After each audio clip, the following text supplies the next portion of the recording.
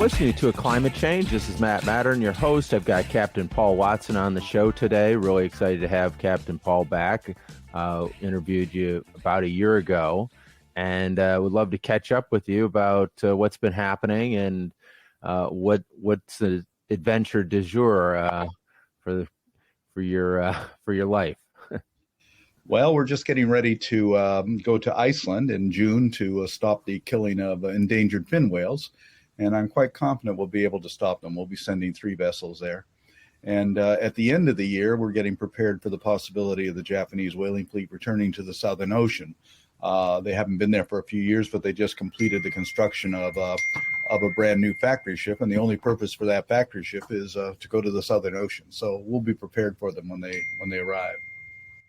Well, just to give the listeners a little bit of a background, Captain Paul has, was one of the founders of Greenpeace, and then kind of got pushed out because he was a little bit too radical for Greenpeace, which I love, and then started his own foundation and did Sea Shepherd and started the program Whale Wars, which was on TV for a number of years.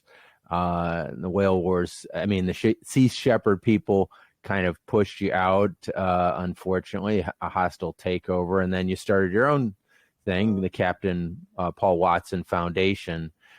So tell us a little bit about your journey and kind of what started you on this journey protecting the environment. Well, I really started when I was 10 years old because I spent a summer swimming with a family of beavers. And then when I went back the next year, when I was 11, the beavers were all gone. And that made me quite angry because I found out trappers had taken them during the winter. So I that winter began to walk the trap lines and free the animals and destroy the traps. And 60 years on, I'm still doing the same thing. Well, that's an incredible story. So, we had talked a little bit about the COPs that you've been to, and COP 21, and how, at that COP, I guess it was in France, they barely were addressing the ocean at that COP. I went to the COP 28 in Dubai, and I was struck by how little of the COP was really focused on the ocean and protecting the ocean. What was your take on COP 28? Well, it's been taken over by the oil industry. The head of the oil company was presiding over the whole thing. And basically what they're saying is that the solution to climate change is, well, just listen to the fossil fuel industry. They've got the answers, apparently. But that's slowly been happening. What was it last year? I think Coca-Cola was a major sponsor, and it's all become very commercialized. And quite frankly, nothing's ever come out of the COP, these COP conferences at all.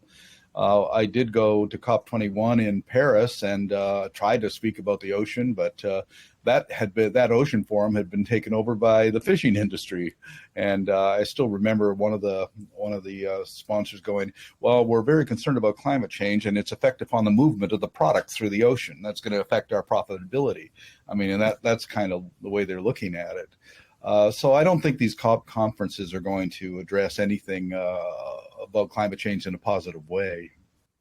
Well, I guess, I'm not quite as pessimistic on that front as you are, in that I believe that they did get a commitment out of these oil producing nations as well as oil companies that they would phase out fossil fuels. Now, the question is whether that's just talk and kind of distraction from what the action is on the ground, which is all of them drilling more. So it's all commitments and promises that never materialize. It's just distractions and putting it off. And we're going to do this in 2030. We're going to do this in 2035. And I can tell you right now, 2030 comes along and they're not going to be doing it.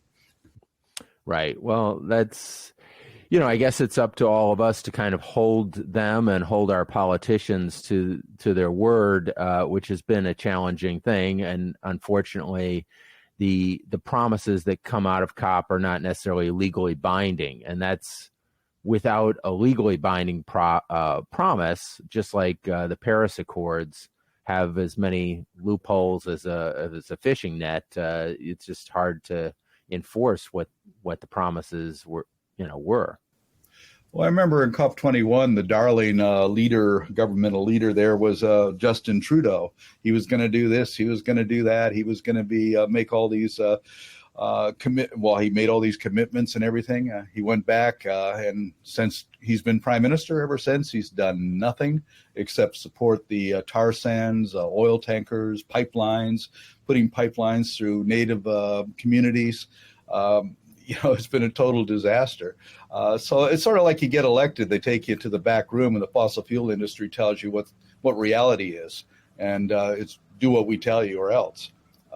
Pretty much every government in the world is in the pocket of some corporation, mostly the fossil fuel corporations. Well, certainly they're the richest and the most powerful among the polluting class, but the plastics industry is not too far behind them. What do you see? Is there any progress being made regarding plastics? Well, plastic is also the fossil fuel industry, but it's still there, and it's not getting any better. Plastic was a design flaw right from the very beginning. It's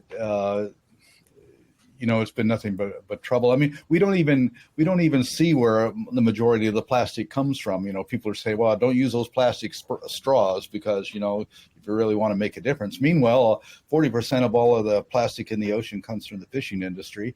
And a great deal of the plastic actually comes from everybody's automobile tires. Every time those microplastic pieces that come off on the roads and get washed down into the ocean, people don't even think about that. So it's not going away.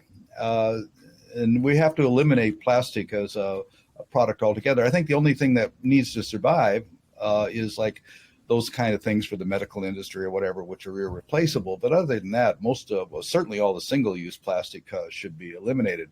But the problem is that the lobbying that goes into, every time somebody comes up with a bill to ban single-use plastic, the industry gets in there and starts spending a lot of money on politicians, and that gets defeated. So that hasn't made anything. I think what we have to really address here is the fact that we have a life support system on this planet. And that life support system, regulates climate and temperature and provides the food we eat and provides the oxygen in the air that we breathe. And all of that is controlled or maintained by a crew of engineers.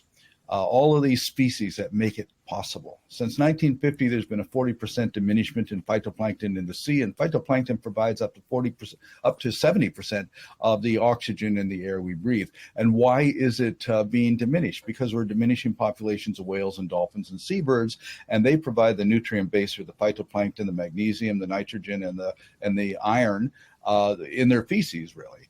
And when you diminish those species, you diminish the phytoplankton, because all these species are literally the farmers of the ocean, and their crop is phytoplankton, and phytoplankton is the basis for all life. I mean, if phytoplankton disappears from the sea, we die. We don't live on this planet without phytoplankton. That's why I always say if the ocean dies, we die. And it is dying. And for the most part, people are completely unaware of it or choose to be unaware of it. And so that's really the problem, because the engineers that are keeping this all running, everything from the worms and the bees and the trees and the fish and the whales, we're killing them all off. We human beings, we're just the passengers on Spaceship Earth, but we got a gun in our hand and we're shooting everything that moves. And unless we learn to live in harmony with all these other species, it's not going to end well. I mean, there are three basic laws of ecology. The first is the law of diversity. The strength of an ecosystem is dependent upon diversity within it. The second is the law of interdependence, that all species within an ecosystem are interdependent with each other. And the third is the law of finite resources, that there's a limit to growth and a limit to carrying capacity. And when we steal the carrying capacity from other species, that causes diminishment both in diversity and interdependence, and that leads to ecological collapse. Well, tell us, what do you think are the top 5 things that you would recommend that we do individually or collectively to change the arc of history regarding the climate? I think the most important thing is to protect biodiversity and interdependence. We've got to shut down industrialized fishing operations. I said this at COP21, we need a 75 to 100-year moratorium on industrialized fishing, because we're overfishing everything in the ocean. I mean, there is no sustainable fishing. It doesn't exist except in advertising when they're selling the product. But so we have to really do that. Plus, we have to stop using herbicides, pesticides, insecticides, fungicides, and everything, because that's killing the very foundation of the life support system here. So I think really the key to this is protecting diversity and in interdependence. And those engineers, all of those species that are involved in that, will actually, I think, be the solution to climate change. And we just have to restore diversity and interdependence. I think that's the most important thing we can do. One of those pieces is obviously animal agriculture and wreaking havoc there.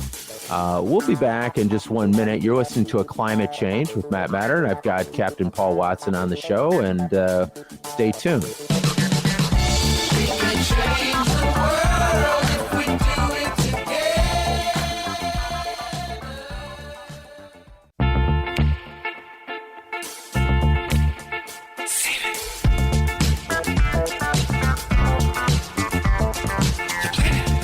You're listening to A Climate Change. I've got Captain Paul Watson on the program. We were just talking about protecting diversity and interdependence. Tell us a little bit about the work that you do and how that is protecting diversity and interdependence. Well, what we're doing is trying to protect endangered species in the ocean, and through direct intervention. Now, back in 1977, I developed a strategy which I call aggressive nonviolence. We're not going to hurt anybody, but we're going to aggressively intervene. And this has been very successful in stopping illegal whaling, sealing, and illegal fishing operations throughout the world. And you just have to go out and do it. I mean, the International Whaling Commission wasn't able to shut down pirate whaling in the Atlantic for 10 years. No matter what they did, they couldn't stop it. And I did it in 6 months by just going out and, first of all, I hunted down the most notorious vessel, rammed it in the harbor, and sank it. And then later we sank half of Iceland's whaling fleet in Reykjavik. Now, all that might sound quite illegal, but we have to keep in mind that these operations themselves are illegal. They're criminal activities. So after sinking half of Iceland's whaling fleet in Reykjavik harbor and destroying the whale processing plant, a $3 million damage that we did to that, I turned myself into the Icelandic authorities, and they refused to arrest me. So there was no crime committed, because they not only didn't charge me, they did not want to put me on trial, because to put me on trial would have been to put Iceland on trial for their illegal activities, because all whaling has been illegal since 1986, all commercial whaling. So, this is what I mean. You just have to have the courage and the passion and the imagination to go in there and, intervene. And that's what we've been doing. I mean, after 45 years of doing this, I've never been convicted of a criminal felony, and we've never lost a civil lawsuit against us. Because we operate within the boundaries of the law and within the boundaries of practicality. I mean, we get called a lot of names. I mean, I've been called a pirate, which, quite frankly, I'm quite proud of. But I get called eco-terrorist, but my answer to that is I've never worked for Monsanto, so I'm not an eco-terrorist. But, you just have to deal with all the name calling and all these bureaucratic problems that you get involved with. And I think that we managed to do that quite well over the years. My biggest problem has been just basically being stabbed in the back by people that, I put in positions to actually have any power within the organizations that I was involved in establishing. And, well, tell us what it's like to be out on the high seas chasing down an illegal whaling boat and stopping it from, doing that. Well, in 1979, the first time I did this is I hunted down the pirate whaling vessel Sierra. I knew it was somewhere in the Atlantic, and I left from Boston. And actually, it was only about 2 weeks later that I encountered it about 200 miles off the coast of Portugal. And they knew what we were when we came after them, and they began to run. And I chased them into a harbor in Portugal. Now, there were 20 of us on board the boat, and I said to my crew, I got them together, and I said, look, I'm going to go out there, I'm going to ram that vessel, I'm going to put it out, I'm going to end its career, and I can't say you won't get hurt, but I can absolutely guarantee you're going to get arrested for this. And so you got 10 minutes to, if you don't agree with this, 10 minutes to pack your bag, get out on the dock. And 10 minutes later, 17 of them were on the dock. Anyway, fortunately, the two that stayed with me were engineers, and we fired up the engine and we went across the bay, and I hit them across the bow to damage the harpoon, and then did a 360 and hit them midship, split them open to the water line. And, we were arrested, and I was brought before the port captain's office, and I was charged with gross criminal negligence. And I said to the port captain, there wasn't anything negligent about it. I hit that ship exactly where I intended to hit it. And he kind of laughed, and he said, I don't know who owns that ship, and until I do, you're free to go. So I walked out the door, and one of the crew who got off, he said, well, if I knew you were going to get away with it, I would have been there too. And I said, well, that's the thing. Sometimes you have to do these things knowing that you're not going to get away with it. You have to take the risk. You have to have the courage to face any possible consequences. And it's amazing how many times we've jumped into the fire and jumped out unburned. Well, that's a great story. Tell us a little bit about what it's like to be out on the high seas, chasing one of these boats, these whaling boats down, and sometimes you're having to chase them for quite some time. Well, in the Southern Ocean campaigns going after the Japanese fleet, you go down there, you're like 2,000-3,000 miles from Australia or New Zealand. You're being hit by storms every single day. It's very remote, very hostile area. And, the hard part was finding the fleet. But once we find the fleet, then we can block them and prevent their operations, prevent them from refueling. And that was quite successful every year. Every year was better than the year before until in 2012, 2013, we prevented them from taking 90% of their quota. And overall, we prevented them from killing 6,500 whales. So I've always looked on that as one of our most successful ventures. And, we did the TV show Whale Wars on there, which really reached a lot of people. And in a way, that was really good for educational purposes, but it was really bad in that it brought an awful lot of money into Sea Shepherd. It became very, very big. And unfortunately, that resulted in people deciding that their jobs and their security were more important than what we were doing. So, they dismissed me for being too controversial and too confrontational. And so my response to that is, start a new organization, the Captain Paul Watson Foundation. And I called it that, so it's going to be hard to take that away from me with my name on it. And, within 2 months, we got our first ship, the John Paul de Joria, thanks to the patronage of John Paul de Joria. And we're working on getting our second ship, and we have 2 smaller boats. So I'm rebuilding the Navy is what we're doing. And I think it's going to be better because I guess every once in a while you have to sit back and say, we got to just really go back to the grassroots and that's where we belong. Yeah, I can see that. Sometimes a reboot is necessary to kind of, get back to first principles. Tell us a little bit about, we had talked a little bit the last time about Extinction Rebellion and how you thought that was an important organization. Tell us why you think that's an important organization. One of the things I wrote about last year was that the Burning Man thing, Extinction Rebellion, set up a roadblock to stop the people from going into the Burning Man area, basically to illustrate what climate change. And I thought it was rather telling that they were violently assaulted by the people who were going into Burning Man, and they called the cops on them and everything. And then the Burning Man thing then was flooded out because of climate change. So, the people who were actually trying to send the message were actually assaulted by the people who later, a few days later, were the victims of it. And also people who should have been, or, certainly they talked the talk, but they weren't willing to walk the walk. The thing about groups like Extinction Rebellion is that they have the courage to act, to intervene, because they understand what the consequences are if we don't act. And I think that generally, governments certainly, but generally people don't really look ahead more than 5 or 10 years to what things are going to be like. I think if you're going to be a conservationist or an environmentalist, you really have to look ahead and say, what's this world going to be like 100 years from now, or 1,000 years from now, or even 1 million years from now? Because everything we do today will dictate what kind of world it's going to be, even as far as 1 million years ago. You wipe out a species, you wipe out this species, that's going to have a profound impact going on and on and on.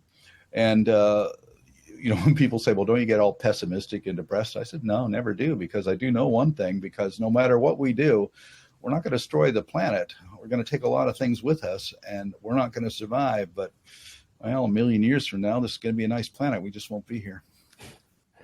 So tell us a little bit about, I've read about the Great Barrier Reef sustaining a lot of damage due to climate change, and I've heard Belize has got an amazing reef system. What are happening to these reef systems, and can this change be reversed? Well, two things are happening. One, we're losing a lot of them, but the other one is some of the reefs are moving into deeper water, and we're seeing the development of reefs at a much lower depth. And that, so there's, I guess maybe it's a survival instinct, and not a conscious one, of course, but it's a survival reaction to what we're doing. The ocean is certainly getting warmer. There's certainly no doubt about that, and that's going to have a profound impact on many species, including, of course, coral reefs. But again, it's how we look at it. I always look at it this way: the problem is that we have this anthropocentric attitude. The whole of humanity is involved with that. It's all about us, and we're the only species that is important. It's all created for us. Almost every single religion is anthropocentric, saying we're the center of everything. God has created us, blah, blah, blah. And we've got to really develop a biocentric point of view. That's why I actually set up the Church of Biocentrism to teach the laws of ecology, and it's more of a science-based thing. It's not a spiritual thing, but also to say that we have to survive. We have to live within the laws of ecology and learn to live in harmony with all our species. Most indigenous cultures have this biocentric perspective, but for quite a few thousand years, we've had this anthropocentric attitude, and that sort of negates everything else that we live on this planet. A few years ago, I got Brett Hume from the Fox Network called me up, and he was outraged. He said, "Did you say that worms and trees and insects and birds and whales are more important than people?" I said, "Yeah, I said that at a recent talk." He said, "How could you say something so outrageous?" "Well, because they're more important than people, and I can tell you why. Because they can live here without us, but we can't live here without them. We need them. They don't need us. That makes them ecologically far more important than we are, and we really should learn to respect, honor, and protect all of those species that give us life." But in an anthropocentric perspective or point of view, that's a very alien concept, because it's got, most people live in a fantasy world of delusions, collective mass psychosis, or whatever, that sort of is outside of the reality of the natural world. Right. There's that sense of we're the most important, and we've got to take care of humans first. And, if we kill off lots of species, it doesn't matter, because just as long as humans are okay, which, is very, well, A, selfish, but B, at the end of the day, suicidal, in that we're going to destroy the planet or destroy the environment that supports us too. But unfortunately, people aren't seeing that. We have this. Sorry. We're just going to go to a break right now. You're listening to A Climate Change, and I've got Captain Paul Watson on the program, and we'll be right back in just 1 minute. We can change the world if we do it together.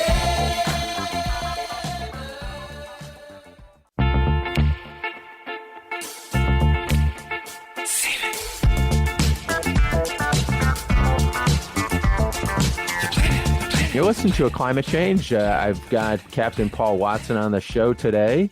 And Captain Paul, maybe you could tell us a little bit about your thoughts of diminishment and how that affects the environmental movement and consciousness. Well, as humans, we have this incredible ability to adapt to diminishment. And, this served us well 20,000 years ago when we had to do it. But the problem is today is that we lose a species, we forget about it and move on to something else. And, we forget how things used to be. I mean, in 1965, if I were to tell you that you'd be buying water in plastic bottles and paying more for that water than the equivalent amount of gasoline, you'd look at me like I was crazy. Nobody's going to do that.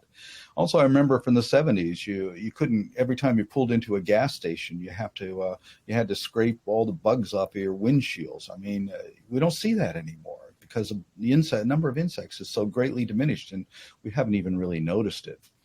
And with fish, for instance, a species will overfish it and then move on. Like, for instance, in the 90s, orange roughy was very big in fish stores and everything. You never hear about it anymore. It's caught off in New Zealand. But the problem with orange roughy is it takes 45 years to become sexually mature and lives up to be 200 years of age. It couldn't really keep up with our demand. And the other problem is what I call the economics of extinction. That is, there's a money to be made by driving species into diminishment or even to extinction, because diminishment translates into scarcity, and scarcity translates into demand, which translates into higher prices and more profits. And what we see today, if you go into any market, fish market or a restaurant, there's a lot of fish that's available. And people say to me, well, there's no shortage. I go in the markets all over the place. Well, the problem is, to get those fish takes more and more technology. And we're looking at $150 million super trawlers, 100-mile-long long lines, 100-mile-long gill nets. We seized one gill net in the Southern Ocean. It took us 110 hours to pull it up from 2 kilometers, and it was 72 kilometers long and weighed 70 tons. That was one net from one ship. And so that's the kind of technology they're investing in, get the less and less fish. So, and also the entire industrialized fishing industry survives because of about $90 billion spent worldwide to subsidize the fishing industry. It doesn't make any money, really. It survives on government subsidies. To build a $150 million super trawler is a huge investment, and that means you have to take an incredible amount of fish out of the ocean to pay for that investment. 2 months ago, we were in the English Channel documenting super trawlers, and they were just pulling in net after net. Each of these nets was about the size of 2 school buses, pulling it in. And what were they fishing? Primarily blue whiting, mackerel, herring, and everything. But these are the food fishes of almost everything else in the fish, but in the sea. But what they're doing with it is rendering it into fish meal. And that fish meal is then sold to factory farms to feed chickens and pigs and domestic salmon. So we're wiping, I'd say a good 40% of all of the fish caught from the ocean isn't eaten by people. It's features on factory farms. And, in factory farming, the killing of 90 billion animals every year is the single greatest contributor to groundwater pollution, the single greatest contributor to dead zones in the ocean, and the single greatest contributor to greenhouse gas emissions. And so this is one of the major problems in the world, is this factory farming. And also it's a major vector for the zoonotic transmission of viruses. That's why you see these factory farms killing millions of animals every year, burying pigs alive, smothering chickens with foam or turkeys with foam and everything. That's to keep the lid on this petri dish that breeds viruses and to keep them out. I mean, they killed 17 million mink in Denmark 2 years ago because they got COVID, and they didn't want that spreading to humans. But you're also seeing bird flu and all these others. And so the zoonotic transmission of viruses is becoming more and more of a problem, because that's a diminishment of ecosystems, diminishment of species. Creates a situation where the viruses associated with those plants and animals have to go somewhere. And we're a pretty tempting target. There's 8 billion of us. And so, a lot of these viruses can jump onto us. Right. For instance, domestic salmon on the west coast of Canada, they're spreading viruses to indigenous salmon populations, which is causing a lot of, diminishment of those indigenous salmon populations. So salmon farming is a major destructive influence on marine ecosystems. I know I've seen some videos of some of these salmon farms where they actually pump the fish out of the pens where they're raising them and put them through a disinfectant to kind of clean them up and feed them antibiotics and stuff like this. It's disgusting. So are you a proponent of a vegan lifestyle, and do you believe that that's a big driver of change that could help save the environment? Well, all my ships were vegetarian vessels from 1980 to 2000, and then from 2000 to now, vegan vessels, because we feel that, the planet was never meant to support 8 billion meat-eating, fish-eating primates. And so we really have to adapt. And if we're really serious about being environmentalists, about addressing climate change and issues, then yes, developing a vegan lifestyle or plant-based lifestyle is absolutely essential. I used to say that a vegan driving a Hummer contributes less to greenhouse gas emissions than a meat eater riding a bicycle. That's a pretty stark contrast. It's a challenge. I certainly have tried to eat less animal protein and animal products, but it's a challenge to make that jump. But maybe it is the jump to make. Tell us a little bit more about these dead zones that are created by the factory farming and the pesticides that get sent down rivers and stuff like that. Well, to be honest, it's not just factory farming that's causing this. It's also agriculture, plant-based agriculture, which is using herbicides, insecticides, pesticides, fungicides, bactericides, all of these things, which end up into the ocean. So, for instance, a major dead zone in the Gulf of Mexico, runoffs from Texas, Louisiana, major dead zones off the coast of California, places like Puget Sound, and of course, a lot of places throughout Europe and in Asia, especially in Asia, there's a lot. So high levels of toxic chemicals that are coming from that. You're also seeing, for instance, a proliferation of algae, red tide, and that in places like Florida because of all of the things that come from the sugar plantations there, the pesticides and all that. So, like red tide, for instance, was something that happened maybe once every 40, 50 years, but now it's almost an annual occurrence. So all of these are problems caused by, agriculture, really. I mean, there are alternatives. I mean, we can, there's a way of growing vegetables and things like that without, using those pesticides and fungicides and everything, and you can do it organically, and you don't even have to use a lot of land to do it. And they do it in places like, for instance, in Iceland and places where they have to do it. And you can get bananas in Iceland that are grown in Iceland, and they're usually grown in greenhouses, not using geothermal heat. Yeah, I've seen certainly I think it's the Netherlands, they grow a ton of food in these greenhouses and supply a very substantial portion of Europe's fresh vegetables come from these greenhouses from a pretty small country. The Netherlands is not particularly large, but they're an enormous producer of fruits and vegetables. So it can be done if we have the will to make that change. And also, we, buying produce from halfway around the world, shipping it around is a major contributor to carbon emissions. And that I found one thing one time was pineapples grown in Hawaii get shipped to California and then shipped back to Hawaii. Oh my God. Because of the way it's set up. So it actually costs more to buy a pineapple in Hawaii than it does in California. And this happens with a lot of different produces. I mean, here in Paris, I go to the markets and we're getting stuff from Kenya. We're getting stuff from, Bolivia, and this problem, for instance, quinoa, which is grown in Bolivia, there's a shortage of that for the people who live there in Bolivia because of the demand outside. So it's being sold off to Europeans or Americans. And that means that there's not enough for the people who actually live there and traditionally depended upon it. Well, tell us a little bit about your book, Urgent, and what the subjects are that you cover and why you think it was an important contribution to this environmental debate.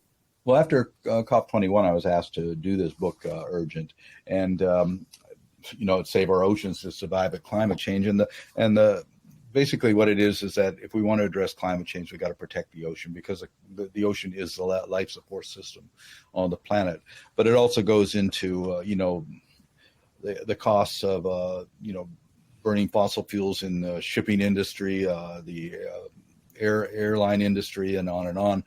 I actually also include in here one of the real contributing factors is war, and weapons productions and the killing of species and destruction of habitats because of war. I mean, developing weapons and missiles and everything like that is probably one of the most profitable industries on the planet. And that's one of the reasons that we always have to come up with an excuse to go to war. There's always a war going on, and almost every country is involved in the arms industry. I just came to that even more of a realization with the Gaza, the Israeli thing, because you got all these countries like Ireland and Spain and Portugal saying we're not going to ship any more weapons to Israel, and I'm going, I didn't even know they were weapons producers. And Sweden, for instance, is a major weapons producer, and in fact, Sweden's one of the major producers of landmines. So all of these governments are involved in death machinery, and because there's a lot of money in it. Yeah, that's an unfortunate fact. But you're listening to A Climate Change. This is Matt Matern, your host. I've got Captain Paul Watson on the show, and we'll be right back in just 1 minute to talk to Captain Paul. We can change the world if we do it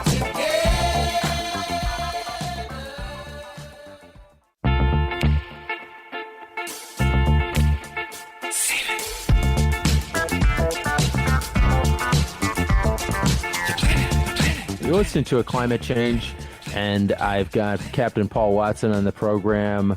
Captain Paul, one of the things you did was write a children's book, We Are the Ocean. Why did you write a children's book, and tell us a little bit about it? Well, I thought it was an easy way to convey that message, especially to children, and children are far more receptive to it than adults, I think. But what the book actually says, when people think of the ocean, what do they think of? They think of the sea, the seashore, surfing, whatever. But the ocean is really the planet. It's the planet ocean. It's water in continuous circulation, and sometimes it's in the sea, and sometimes it's in ice underground or in the clouds, and sometimes it's in the cells of every plant and animal on the planet. And it's constantly flowing through all of those mediums, which means that the question is, what is the ocean? We are the ocean. Every living thing on this planet is the ocean. I mean, the water in our bodies was once recently in another animal's body or a plant's body, in a tree, whatever. It was once recently in the sky. It was once locked up in ice, and it's constantly moving through this. So I like to look at it that way, that we are, in fact, the ocean, because this is the ocean planet. And I think that the children's book is quite popular. I mean, children seem to understand that concept. Well, it is. Sometimes you have to take it down to a very simple level to just grasp it, and the simplicity of it is brilliant, because we are all connected, and sometimes it's easy to forget that, because I think our mindset as humans is we're all separate. It's we're not connected. We're not connected to each other as humans, and we're not connected to anything else. We're these separate individuals, but. I wanted to kind of switch gears to talk about the Atlantic conveyor and the Gulf Stream and what's happening there, and is that the canary in the coal mine as to what is going wrong with the environment? Well, we're seeing a lot of ice melting in Antarctica and also in Greenland, and that's moving a great deal of fresh water into the Atlantic, for instance, and that fresh water is having an impact on the movement of the Gulf Stream. And the Gulf Stream, of course, is what makes Europe fairly warm. And if you were to shut down the Gulf Stream, or what's also called the Atlantic conveyor, then you're going to plunge Europe into a deep freeze. Even though it's called global warming, is shut down that conveyor, and you're going to have very cold weather in Europe. People forget that London and Paris and Amsterdam are pretty much on the same level as Juneau, Alaska. And so they're very high on the latitude there, but they're fairly warm. I mean, you got palm trees in the Scilly Isles because that's where the Gulf Stream comes in. And so that part of the Great Britain is really, really warm because of that. And that could all be shut down. And all it takes is just a great deal of fresh, cold water coming down to cool off and stop and sink the Gulf Stream. Yeah, so I guess the question is, can we stop that? Is it realistic? People talk about stopping methane production and methane leakage as being probably one of the most important things that we can do because it's so much more powerful as a greenhouse gas. Is that doable, and are we doing anywhere near enough to make that happen? Well, again, I think that the solution is in nature. You know, when people tell me they're going to develop a machine that can absorb CO2, I said we already have it. It's called a tree. Just start planting more trees, and also try to increase the population of phytoplankton in the sea by increasing the populations of whales and seals and seabirds and that, and you know, you produce more oxygen and absorb more CO2, and all of these species are very, very important when it comes to the absorption of CO2 and the production of oxygen. And so that's really, I think that's what we need to do, is protect the natural world. We're not going to solve the problem through technology. I really can't see any evidence for that at all. But there's a lot of money to be made by using technology, you know, and alternative technologies a lot of it is, you know, very deceptive. I mean, people ask me why I don't drive an electric car. You're an environmentalist. Why don't you drive an electric car? Well, you know, a good 40% of the electric cars in the United States are powered by electricity that's actually created through coal-fired generating plants or diesel. And so I don't see the difference here. You're still using fossil fuels to power your electric car. And so and again, we're having like windmills. We're building these windmills and everything. And I don't have a problem with them on land, but once you get into the sea, then you're creating incredibly high decibel levels for the pounding of the foundations of these things into the ocean floor, which is having a really destructive impact upon marine mammals and also on you know, other life forms that are down there.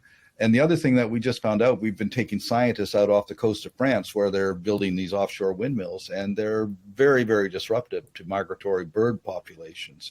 You know, people talk about them killing the birds, but it's more of a problem of disrupting their migratory patterns. And so I don't think it's really been thought out properly. Alternatives are just, we need alternatives. But yeah, well, let's actually look at what those the negative side of those alternatives before we proceed to go into them. And do we want entire coastlines covered in windmills, which are at the cost of killing off dolphins and whales and disrupting bird migrations? How about solar as an alternative to wind? Well, solar is again, but you know, here's the problem with alternative energies is it takes a great amount of fossil fuels in order to produce the material to make solar panels and electric cars and that. So it's, you know, what would you do without the fossil fuels? Like, for instance, people in nuclear, you know, said nuclear, they said, is got a low carbon footprint, but I don't see why they say that, because it takes 1,000 tons of pitch blende ore to make 1 ounce of uranium. And the mining, the processing, the transportation of that ore is extremely carbon intensive. So I don't think they factor that in when they talk about it. It's sort of like that. Here's a solution. Let's not talk about all of the consequences. Well, one potential is hydrogen, and they've found some naturally occurring hydrogen, and if they could extract that, and that would be a source of fuel. What are your thoughts on that one? Well, so far I haven't seen anything negative about it. That is a good possibility. Yeah, well, I guess there have to be a tremendous amount of investment into it to make it anywhere near commercially feasible to power all the things that we currently power.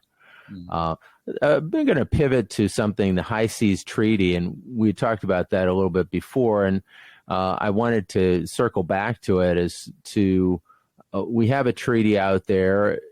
What does it say that protects wildlife, and is it being enforced? And what would your thoughts be about what governments could do to make more efforts to enforce this law?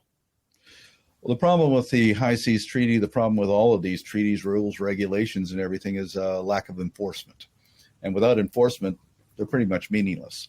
Once you go beyond the 200-mile limit, you're in the Wild West. It's no man's land out there. People do whatever they want. That's why so much illegal fishing is going on. Now we're talking about deep sea mining and other exploitive activities. And there's really no regulations. I mean, deep sea mining is going to be a major, major problem. And yet there's no regulations that are going to be enforced to stop it. To pull nodules, manganese Faroese nodules from the bottom of the ocean is going to create incredible amounts of sediment, which is going to take years to go back to the bottom of the earth. And when it does, it's going to smother benthic life. And these manganese nodules, each nodule takes about 200 million years to develop. And how that develops is, say, a shark fin falls down and it starts to attract various things like, manganese or nickel or whatever, and they grow. But it takes about 200 million years to grow a nodule the size of a potato. Now, the bottom of the ocean floor in the Pacific, for example, the bottom of the ocean floor is covered with billions of these nodules. And the thing is to go get them and extract the ore. And in the process of doing that, it's going to create a great deal of pollution. Also, it's going to destroy a lot of benthic life. And we don't really know what the consequences of that are. There hasn't been any studies on it at all. I first got involved with deep sea mining in 1977 when the Glomar Explorer came back with the first load. And the problem for the industry back then is there just wasn't enough profit in it. But now it looks like it could be a very profitable venture. And I actually had to, congratulate Greenpeace on a very successful intervention a few months ago when they boarded one of these mining ships and shut it down, at least to attract attention to what's happening. But this is one of those things that's happening that people aren't really aware of, and there are no regulations to stop it from going forward. What does the U.S. or the EU do to stop, say, illegal fishing out in the areas around the world or around their own coasts? They're doing absolutely nothing except for contributing to it. These giant super tankers or these giant super trawlers are being built with money's subsidies from the EU. And, you hear about the pirates off of Somalia. Why are there pirates off of Somalia? They're just a bunch of impoverished fishermen who've been forced into piracy by the real pirates, the Asian and European fishing fleets that came along the coast of Somalia and took everything. They also went down the coast of India and took everything and driving people into poverty. And so this is going to become a problem. I said 10 years ago there's going to be piracy emerging off the waters of Mauritania and in the Gulf of Guinea, and that's what's happening right now because of overfishing by Asian and European fishing fleets. And highly subsidized fleets, incredibly big industrialized vessels that are just taking everything that they can possibly get. And trawlers and drag trawlers, midwater trawlers, longliners, gill netters.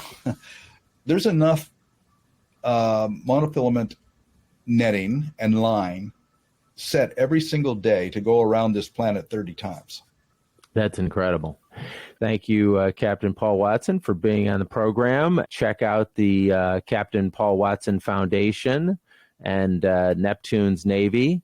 Follow him on all of his social channels, as well as follow us at aclimatechange.com, as you can check out old episodes that we have.